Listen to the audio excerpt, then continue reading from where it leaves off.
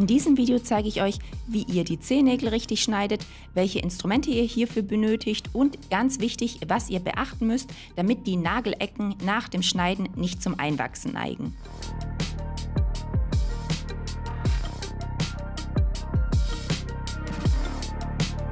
Als erstes kürzen wir die Nägel auf die richtige Länge und passen auch die Form entsprechend an. Die Länge der Nägel sollte am Schluss so sein, dass die Zehennägel in etwa mit dem Zeh bzw. mit der Zehenkuppe abschließen. Zum Kürzen benutze ich eine spezielle Zange, einen sogenannten Kopfschneider. Wichtig beim Kürzen ist, dass der Nagel nicht mit einem einzigen Schnitt gekürzt wird. Wie man hier sehen kann, gibt es sonst eine zu große Spannung auf dem Nagel und dieser kann einreißen. Daher kürzen wir die Nägel mit jeweils 3 Schnitten. Ich setze auf jeder Seite einen Schnitt und dann in der Mitte. Also auf der rechten Seite einen Schnitt, auf der linken Seite einen Schnitt und den letzten Schnitt setze ich dann in der Mitte. So ist der Nagel gekürzt, ohne dass die Gefahr besteht, dass er einreißt. Dass die Nägel nicht mit einem einzigen Schnitt, sondern mit mehreren Schnitten gekürzt werden, ist sehr wichtig. Ich habe euch vorher am Großzeh gezeigt, was passieren kann, wenn ich versuche, den Nagel mit einem einzigen Schnitt zu kürzen und diesen Schnitt auch noch in der Mitte ansetze. Durch das Schneiden bzw. durch die Zange wird dann eine zu große Spannung auf den Nagel übertragen und dieser kann einreißen. Ganz schlecht ist es dann, wenn der Nagel so weit einreißt, dass eine ganze Nagelecke am Schluss fehlt, weil sie eingerissen wurde. Diese Nagelecke kann euch nachher Probleme verursachen, weil sie beim Vorwachsen in das Zehengewebe einwachsen kann.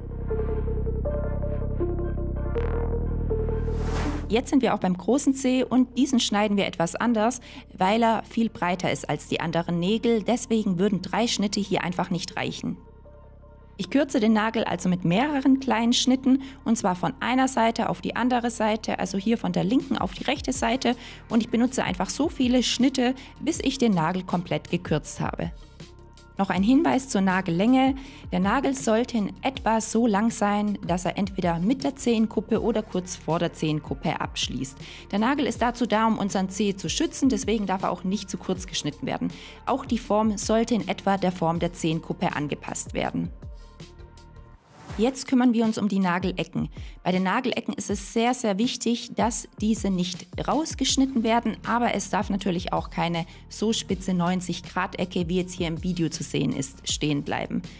Wenn eine spitze Ecke stehen bleibt, besteht einfach die Gefahr, wenn man nachher Socken und auch noch Schuhe anzieht, dass die Zehen dann vorne durch den Druck der Schuhe zusammengedrückt werden, der Nachbarzeh, also der zweite Zeh, genau auf diese Nagelecke drückt und diese Nagelecke dann nachher in das Zehengewebe einwachsen und zu Entzündungen führen kann. Deswegen müssen die Nagelecken nun ganz leicht abgerundet werden. Hierfür verwenden wir eine spezielle Zange, eine sogenannte Eckenzange. Wie man hier sehen kann, hat die Eckenzange eine sehr feine und dünne Schneide und mit der ist es möglich, ganz wenig von der Ecke wegzunehmen, ohne die Ecke zu tief rauszuschneiden. Mit der Eckenzange runde ich die Nagelecken jetzt sehr leicht ab und ich meine wirklich sehr leicht. Also wie man hier sehen kann, nehme ich nur ganz wenig vom Nagelmaterial ab, so dass ich die Ecke nicht rausschneide, sondern sie wirklich nur ganz leicht minimal abgerundet wird. Nagelecken, die rausgeschnitten werden, können später mal zu Problemen führen, denn sie können beim Vorwachsen einwachsen und zu Entzündungen führen. Wie genau das passieren kann, das erkläre ich euch später im Video.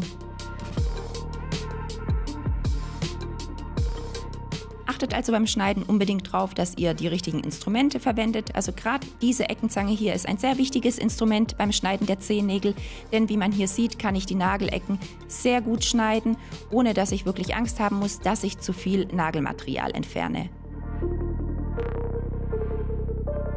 Ihr seht also, ich schneide die Ecken mit der Eckenzange wirklich nur minimal, sodass sie leicht abgerundet sind und nicht mehr so eine spitze Nagelecke wie vorher vorhanden ist. Nach dem Schneiden müssen die Nägel jetzt natürlich auch noch gefeilt werden. Ich benutze hierzu mein elektrisches Fußpflegegerät mit einem Diamantschleifer. Hiermit schleife und entgrate ich die Nägel. Das ist natürlich zu Hause so nicht möglich. Ich empfehle immer für zu Hause eine Glasfeile. Bei der Glasfeile ist es so, dass die Feile die Nägel beim Feilen gleichzeitig auch versiegelt. Das bedeutet, die Kante, an der wir vorher geschnitten haben, ist versiegelt und es besteht keine Gefahr, dass sie einreißt. Es ist auf jeden Fall sehr wichtig, dass die Nägel gefeilt werden. Man sollte sie nicht nur schneiden und dann nichts mehr machen. Die Kanten sind einfach zu scharfkantig und es kann sein, dass man einfach am Socken bzw. am Strumpf hängen bleibt und der Nagel dadurch dann einreißt. Ich feile jetzt also nach und nach alle Nägel und sorge so dafür, dass die Schnittkante durch das Feilen geglättet wird. Während ich die Nägel jetzt feile, möchte ich nochmal erklären, warum es so wichtig ist, beim Schneiden auf die richtige Nagellänge zu achten. Wie ich vorher schon erwähnt habe, sind die Zehennägel dazu da, um unseren Zeh zu schützen. Deswegen sollten sie auch in etwa so die Länge vom Zeh haben und sollten in etwa mit der Zehenkuppe aufhören bzw. abschließen. Wenn der Nagel zu kurz geschnitten wird, dann kann es sehr leicht passieren, dass die Zehenkuppe sich hochwölbt. Das bedeutet, wenn wir auf unseren Füßen stehen, durch unser eigenes Körpergewicht ist es so, dass ein Druck auf unsere Füße, auf unsere Zehen ausgeübt wird und durch diesen Druck kann es dann passieren, dass die Zehenkuppe sich hochwölbt, weil sie keinen Gegendruck vom Nagel mehr hat. Und durch dieses Hochwölben ist es dann so, sobald der Nagel vorwächst, stößt er gegen diese Zehenkuppe und kann dann ins Gewebe einwachsen. Nach dem Feilen der Nägel kommt jetzt ein sehr wichtiges Instrument zum Einsatz und zwar ist das der Eckenheber bzw. auch Exkavator genannt. Ich sprühe die Zehen erstmal mit einem Hautdesinfektionsmittel ein. Das sorgt auch gleichzeitig dafür, dass vorhandene Nagelhaut im Nagelfalz aufgeweicht wird und ich die besser entfernen kann. Anschließend fahre ich dann mit dem Eckenheber bei jedem Zeh durch den Nagelfalz durch. Mit dem Eckenheber kann ich entdecken, ob irgendwo noch spitze Ecken oder Nagelkanten vorhanden sind, die eventuell nachher zu Problemen im Nagelfalz führen könnten. Wie man sehen kann, ist der Eckenheber so geformt, dass er die Form einer Schaufel hat. Und durch diese Form kann ich den Nagel seitlich anheben und so schauen, ob Ecken oder Kanten vorhanden sind, die ich mit bloßem Auge einfach nicht erkennen könnte. Hier merke ich jetzt, dass ich etwas hängen bleibe mit dem Eckenheber und nicht problemlos durchkomme. Das bedeutet, ich muss die Nagelecke hier mit der Eckenzange nochmal anpassen. Nachdem ich die Ecke nochmal leicht angepasst habe, schaue ich mit dem Eckenheber nochmal nach, ob ich jetzt durchfahren kann, was jetzt der Fall ist. Das bedeutet, der Nagel ist korrekt geschnitten.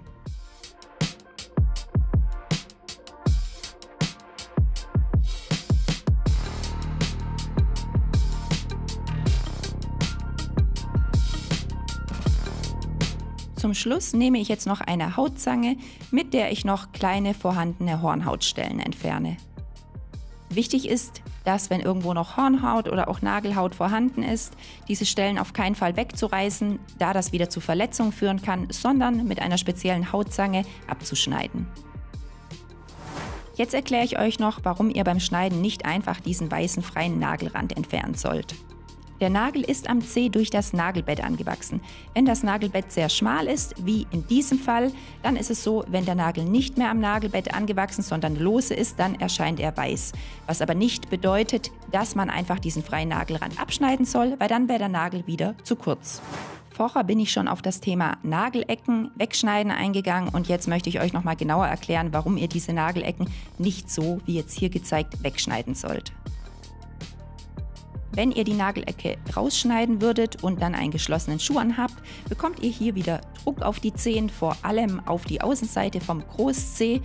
Dann kann sich das Zehengewebe, also die Zehenkuppe, hochwölben und sobald der Nagel vorwächst, kann die ausgeschnittene Nagelecke einwachsen. Es gibt beim Schneiden der Zehennägel also ein paar Sachen, die man unbedingt beachten sollte. Punkt 1, die Nägel sollten auf gar keinen Fall zu kurz geschnitten werden. Der zweite wichtige Punkt sind die Nagelecken. Diese sollten nicht rausgeschnitten werden, da sonst die Gefahr besteht, dass der Nagel bzw. die Nagelecken, sobald der Nagel vorwächst, in das Gewebe einwachsen kann. Der dritte wichtige Punkt ist, die Nagelecken nicht zu spitz lassen, also keine 90-Grad-Ecke, sondern die Ecke ganz leicht abrunden. Und der vierte wichtige Punkt, damit man das alles natürlich gut hinbekommt, ist es wichtig, die richtigen Instrumente dafür zu haben. Die Instrumente, die ihr zum Schneiden der Zehennägel benötigt, habe ich euch alle unterhalb vom Video in der Infobox verlinkt, also klickt euch da einfach mal rein. Wenn euch das Video gefallen hat, dann lasst mir doch einen Daumen nach oben da und ich freue mich auch, wenn wir uns im nächsten Video wiedersehen. Bis dann. Tschüss.